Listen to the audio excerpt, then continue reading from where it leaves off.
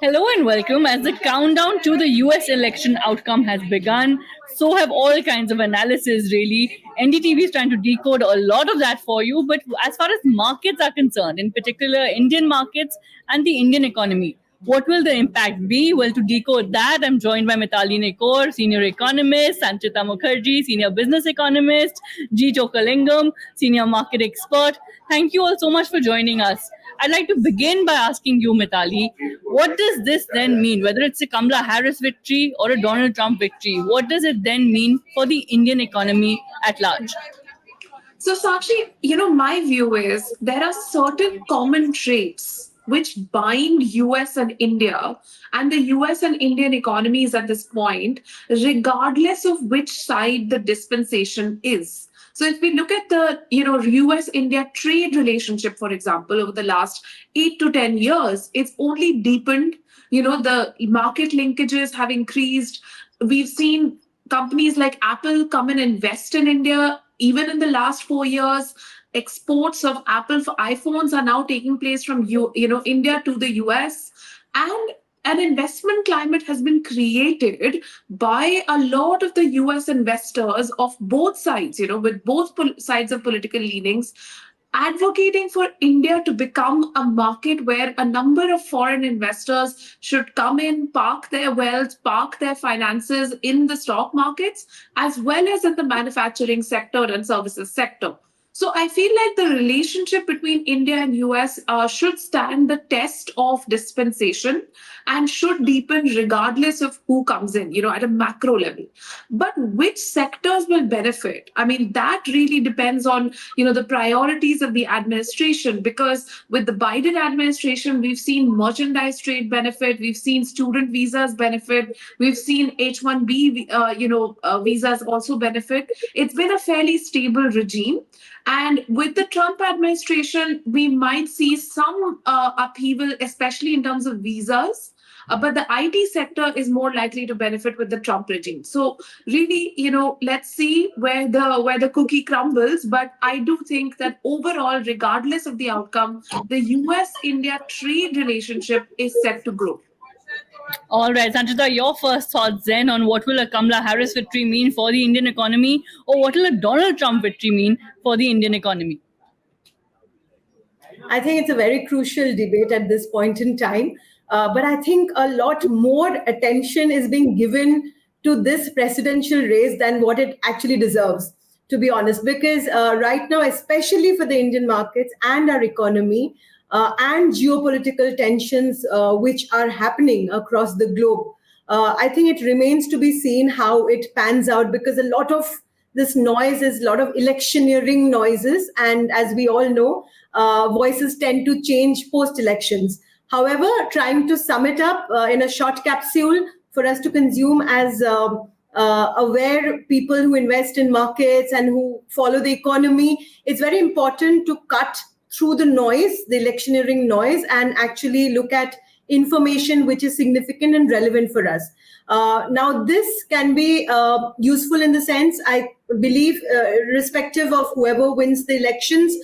If it's a Trump win, I think globally oil prices should come down, commodity prices should come down, because he's very targeted towards the oil prices, specifically the geopolitical tensions, and trying to put an end to it. So this might be a net positive for the Indian economy, because our biggest issue at large today is the oil prices, right? We are net importers of oil.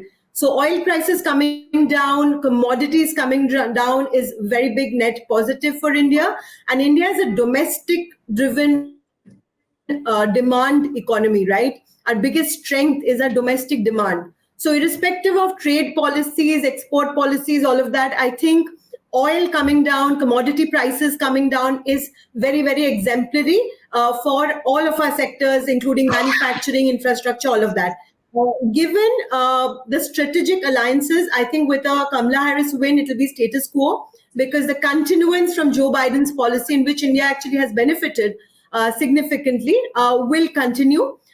Even with the Trump win, this should augur well, because relationships, in fact, his focus in strengthening military relationships with India, trade relationship with India is there. There is a certain kind of friendship even in that. So that should also be fine. So I think Indian markets might have a knee-jerk reaction, if at all, on the main counting day. But having said that, I think long-term perspective on Indian markets would be solely dependent on our own valuations and earning cycle.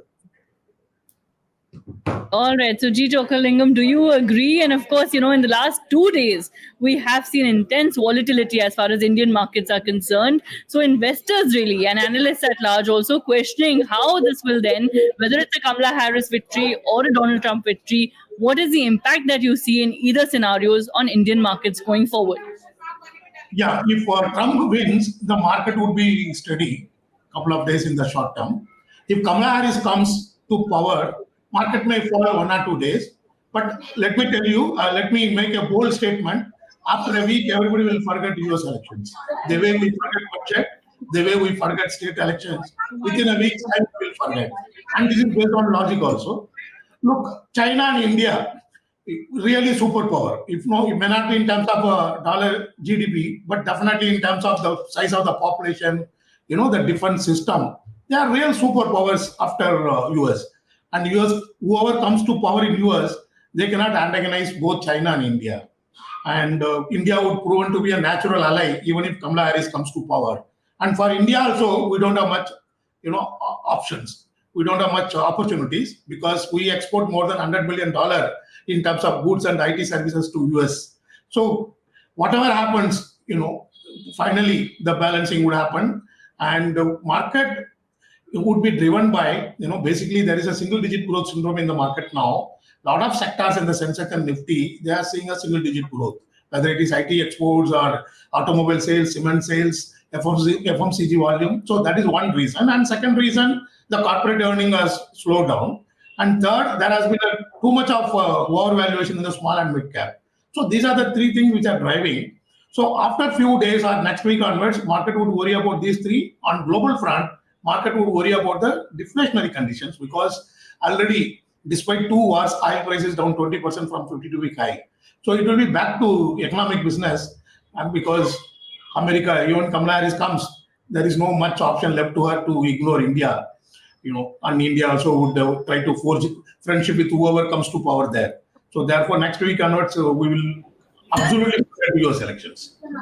Right. So, Mithali, do you agree that, look, India has, of course, there are lots of other factors really impacting the Indian markets, Indian stock markets, and Indian economy at large. And so, therefore, this could just be really 1 week and some knee jerk reaction, as Sanchita was also mentioning. But in the long run, India is, has strong fundamentals. And so, therefore, this, regardless of a Kamala Harris victory or a Donald Trump victory, won't have much of an impact. Do you agree?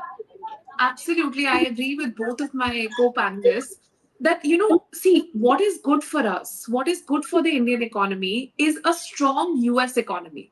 Because the US is one of our biggest trading partners and a big consumer of the services that we export and the goods that we export. Now, let's look at the performance of the US economy. I mean, we've discussed this, Sakshi, Yumi, and Sanchita and others. We've all discussed this, that in the last 3 quarters, we've seen inflation rates in the US stabilize to a level that was not seen before, at 2.5%. We've seen US joblessness fall and the unemployment rate fall to almost just about 4%. We've seen the Fed make historic rate cuts, which we didn't expect. We've expected, a slower kind of approach, but it went ahead with a rate cut of almost 0.5% to stoke growth in the US economy. So it's very clear that, whichever dispensation comes in, they are actually primed for a good, amount of employment generation, for a good amount of, growth in the US economy. And that is largely on the back of a growing financial sector and a growing tech sector. These are the two sectors that are really driving US economic growth. Now, that's good news for us because a lot of the outsourcing work, for example, that happens in the finance sector comes to India and generates semi-skilled jobs here. A lot of the IT sector outsourcing work and, the back office work again comes to India. But what India needs to do to sustain and grow this relationship is move up in that value chain of servicing the US economy. We should stop being only the outsourcing center. Of course, we should continue that because that generates a lot of jobs, for our economy, which we need. But we have to also move up in the tech innovation value chain and really start to work on AI. And we need a lot more tech partnerships with the US and US private sector in particular. And I think that is something which, we need to work with the future dispensation, whoever comes in, to secure that for our future. Secondly, I just want to mention on the oil points, and the point about the oil prices. A lot of that will depend on the direction that, the current disturbances, on the Israel side in the Middle East, as well as on the Russia-Ukraine crisis. And I feel like the new president, whoever comes in, has a role to play, has a unique opportunity as they would be new to the role to try and broker peace. And India has also signaled its willingness to be a mediator and to broker peace across the world. And I think that is really the end game here, to stabilize global commodity prices as well as oil prices. Right. Sanjita, do you agree that look critical now more than ever before to be innovative, to look at this fresh partnership, regardless of who wins in that angle, and to also look at how, of course, peace can come about regardless of who wins? Oh, absolutely. In fact, very well spoken by Mitali and Chokalingam sir, because I agree with both of them. I think beyond the electioneering noises, what remains to be seen is irrespective of who comes as the president, what the actual policies on the ground would be. Would it be a protectionist regime actually, apart from the noise? Because people can change tact even once they're on the president's chair, right? So and the fact what he just mentioned was very, very important, that India is a very crucial component in today's world.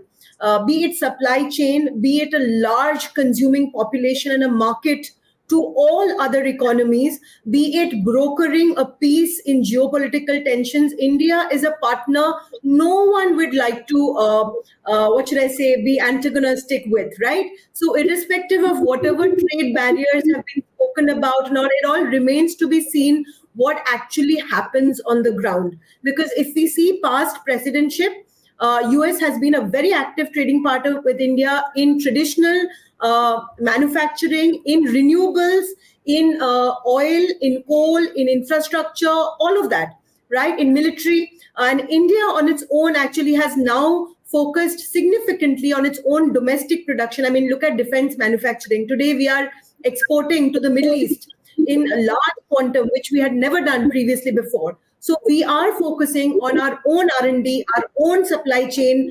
In all of this pack, I think keeping the commodity prices lower, oil prices lower, brings down the input cost of production, which is a great positive for India. So again, I would maintain, I think it's too much being drawn out of this presidential race.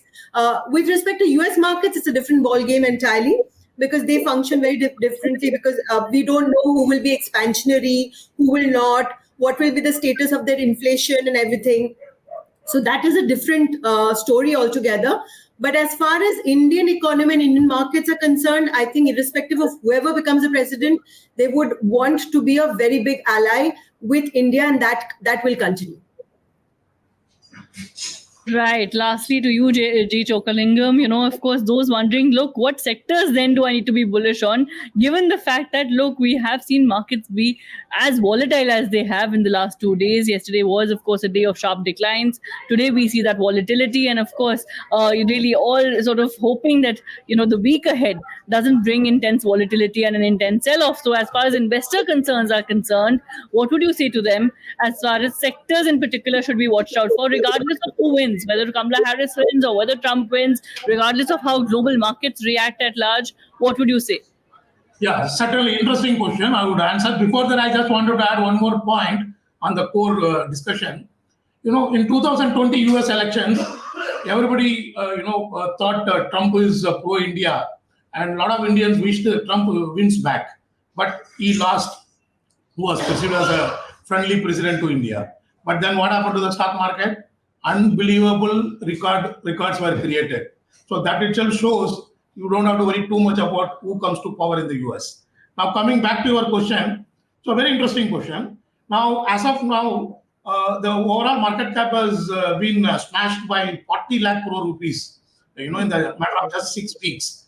Out of that, if you see the small and mid cap index constituents, they have lost about 25 lakh crore. So roughly, two-thirds of the erosion has happened in small and mid cap. Now, the opportunities, instead of looking at a sector, I would say that look at individual plays in small and mid cap for one more reason. Not only many stocks have become cheap in terms of valuation. There is one more reason. Now, till now, the FAs have taken out nearly 1 lakh crore from the equity market in the last 5 weeks.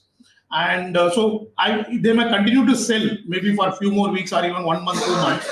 But interestingly, despite the crash in the market, in the last 6 weeks, minimum 7 to 8 lakh new investors are coming into the market continuously every week. So that trend would continue. So when you put all this together, once again, there will be a great demand for quality stocks in the SMC space. There is one more reason, as I mentioned, there is a single-digit growth syndrome in many sectors, which I talked about.